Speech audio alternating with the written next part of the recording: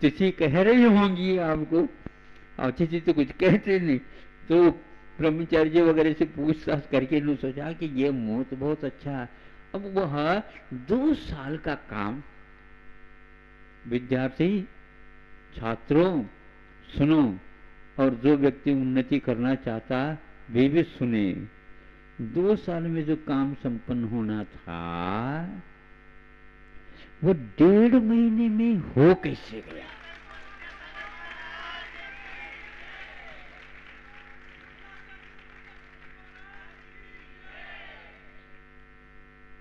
ये क्या माना बताओ महाराज?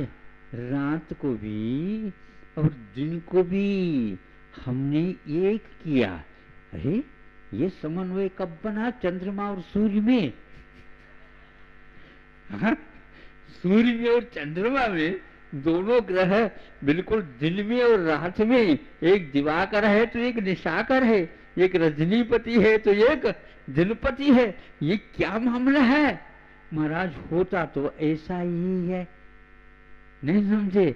जब कभी भी काम होता है तो महाराज ऐसा ही काम करना पड़ता है। जब विवाह वगैरह भी होते हैं तो विवाह जिसका होगा होगा, लेकिन उससे पहले क्या होता है पता नहीं, दिन है क्या रात है पता नहीं। इसका नाम बोलते दिन रात को एक कर दिया, नहीं तो हाथ से चूक जाएगा। हम तो किसान हैं महाराज, आषाढ़ हमने देखा, हमारा श्रावण तभी फलेगा जब हम आषाढ़ में सही सोएंगे। और रात दिन एक किया, सब बेदी बन गई और जमीन बन गई, शिखर अधूरा वो पूर्ण हो गया, तोरण द्वार बन गए, 1 मंजिला नहीं, 2 मंजिला नहीं, 3 मंजिला बन गए।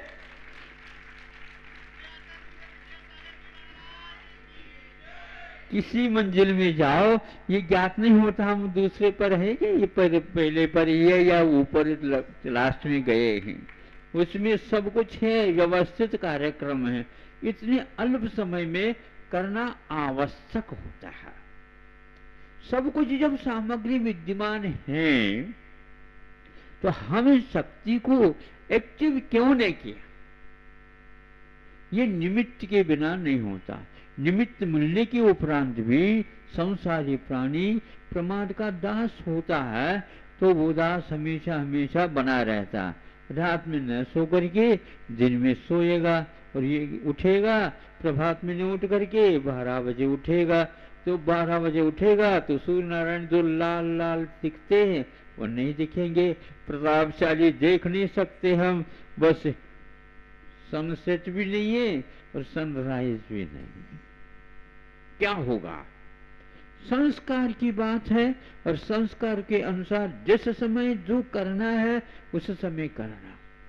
किसान यदि आषाढ़ में सोएगा तो 12 महीने सोते रहो और रोते रहो, कोई सुनेगा नहीं।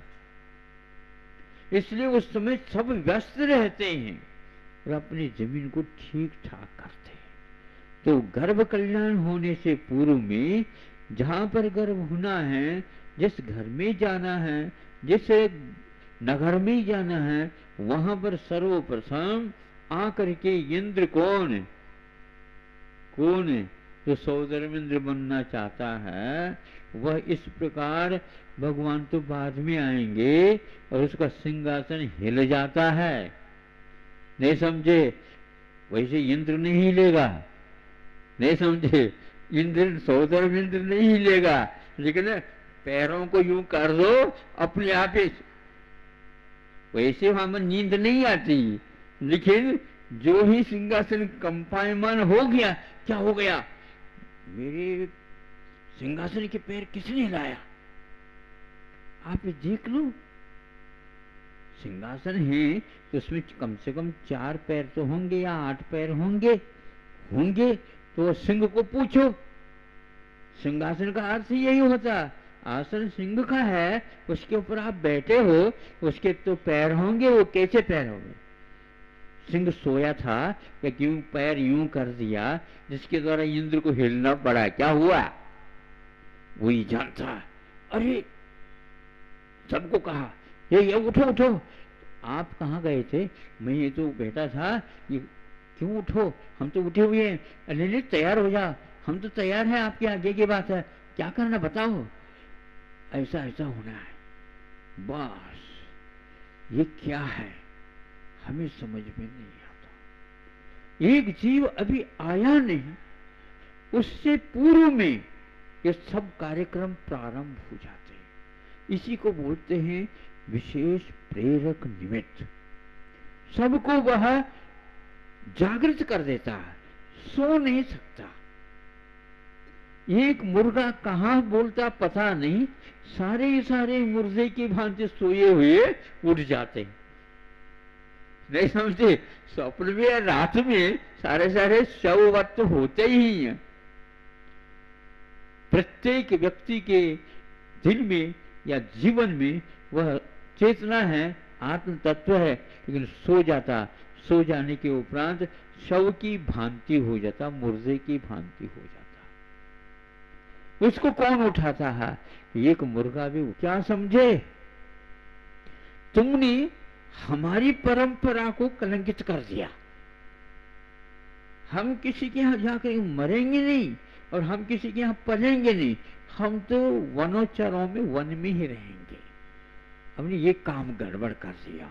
लेकिन कभी भी गिरता हुआ, कूदते समय चूकता हुआ आज तक बंदर नहीं। एक बार राम जी की बात है, प्रासंगिक है, वही आपके सामने रखना चाहता हूँ। प्रतिक्रमण के लिए बैठा था, आम का पेड़ है और उसमें गर्मी का समय बहुत था, तो उस समय की बात है। तो कुछ बंदर खेल रहे थे, बड़े बड़े बंदर बैठे थे। उसमें छोटा एक बंदर, बहुत ही छोटा, कितना छोटा, वो सुपारी के बराबर उसका सिर होगा, इतना ही छोटा था वो। अभी अभी बिल्कुल कर रहा था नाटक। अब वह एकदम दाल के नीचे नीचे नीचे नीचे नीचे आ गया, बिल्कुल छोर तक आ गया, वो शाखा तक। और वहां आने के उपरांत वह चिल्लाता है, अरे मैं गिर गया, अभी मैं गिर गया, अभी मैं गिर गया। उनकी आवाज से तो ऐसा। तो वह माँ या पिता बंदर वहां पर ऊपर बैठे थे, एकदम उतर करके हो गया। उससे पहले वो पुनः ऊपर उठ करके आ गया। वो गिरने वाला ही था। हम भी ये सोचे थे कि अभी गिर ही जाएगा। ऐसे किसी गिर जाएगा? आषाढ़ का चूका किसान। अरे ये अभी बंदर बना नहीं, अभी बंदरिया छोटी है, लेकिन वह कमाल लगा। ये बिल्कुल ठीक है। सुन रहे हो? मनुष्य तो कई बार गिर जाता है, उठ जाता है, दर्द हो जाते हैं, लोग नोहन होता है, ऐसे कभी भी वो नहीं होता। अब हो भी जाए तो मालूम तक नहीं पड़ता। सारे चिकित्सा आप लोगों के चिकित्सालय में ना करके नहीं करते। आप लोगों का कोई भरोसा नहीं, आपकी दवाई को स्वीकार नहीं कर सकते। नहीं समझे? वो तो अपने आप ही दवाई दारू सब कुछ कर लेते हैं, शुद्ध होते हैं। ये आषाढ़ किसान के लिए और यह निशाना बंदर के लिए इसलिए कहा गया, चूको नहीं।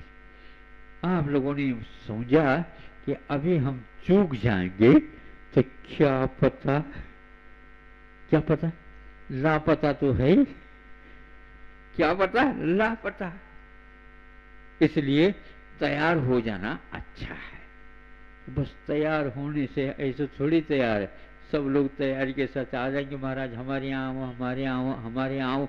जो कोई भी नारियल चढ़ाता, ये सब देख करके अब क्या पता महाराज निकल जाए तो क्या होगा। तो हमें कैसे बांध सकते हो बताओ? अब सोचना ये है कि कैसे बांधा जाता है, कैसे स्वयं को पहले बांधा जाता है, इससे हम सीख ले सकते। कोई भी कार्य करने के लिए ये हमारा कर्तव्य है, तो चूकना नहीं चाहिए। ये संस्कार की बात है। देर से काम करेंगे तो वह अलग होगा। भूख जब खुलती है, उसी समय भोजन खाते लेते हैं तो वह पच जाता है।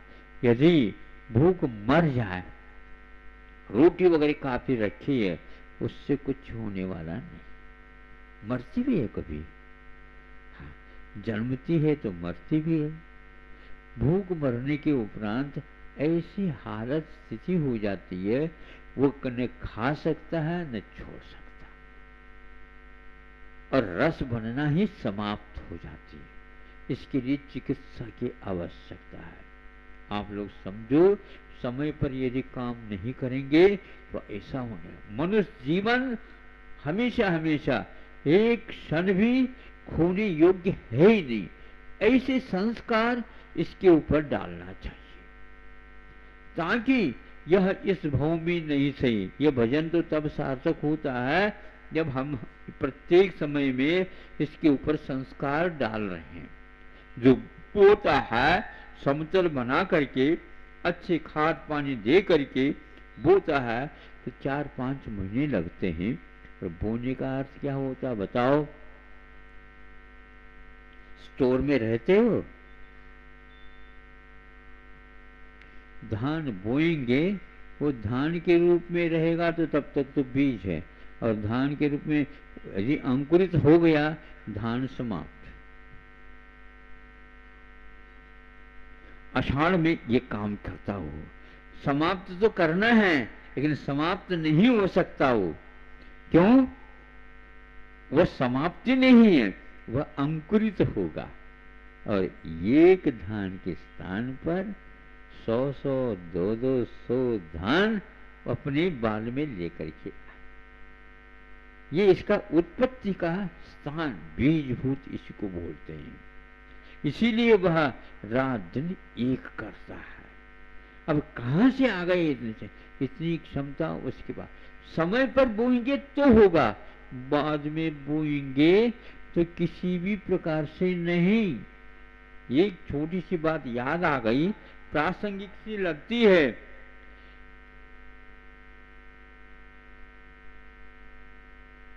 अकबर बादशाह के बात है, और उनमें कई ऐसे बातें वो रखते थे जो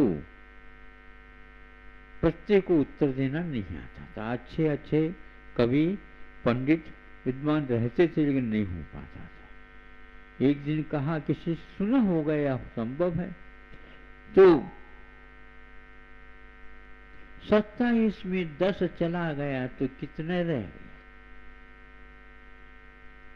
27 में? अरे पहली कक्षा का विद्यार्थी भी बता देगा।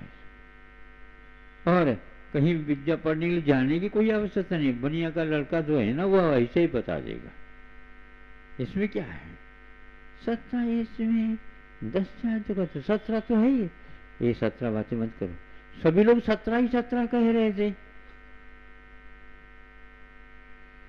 यह ज्ञात अकबर को नहीं था। उन्होंने सोचा, इसका उत्तर कौन देता देखेंगे। सब लोग 17 कह। तो उनके यहाँ नवरत्नों में एक रत्न और रहता था। कौन हुआ? बीरबल। अच्छा, अब वह उसकी ओर निगाह कर लेते बादशाह। बीरबल, तुम बताओ क्या है? महाराज, ये लोग तो कह ही रहे हैं, तुम्हारी राय क्या? बताओ। मतलब गणित इनका अलग है, क्योंकि यह उत्तर उनको खोजने में नहीं लगा, समय लगा। अभी तक उत्तर नहीं आया था। एकदम उत्तर दे देते हैं तो लोग हंसेंगे, जल्दी भी नहीं करो। सब लोगों ने 17 कह दिया। तो कहता, प्रभु हाँ बोलो, उत्तर चाहिए मुझे। 27 में 10 निकाल दो तो कुछ भी नहीं रहता है, क्योंकि 10 भी 2 संख्या वाली संख्या है, और 27 भी 2 संख्या वाली संख्या।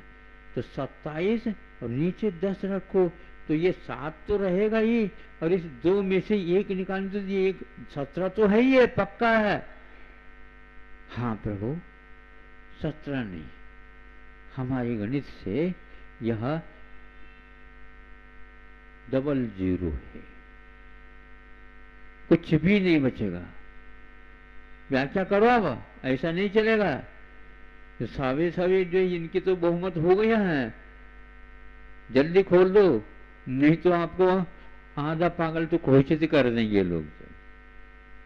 उन्होंने कहा प्रभु सुनो, 27 नक्षत्र होते हैं और उनमें से 10 नक्षत्र ऐसे होते हैं फलते हैं और फूलते हैं, बाकी जितने भी हैं वो नक्षत्र किसी भी प्रकार से वर्षा योग में काम नहीं आते।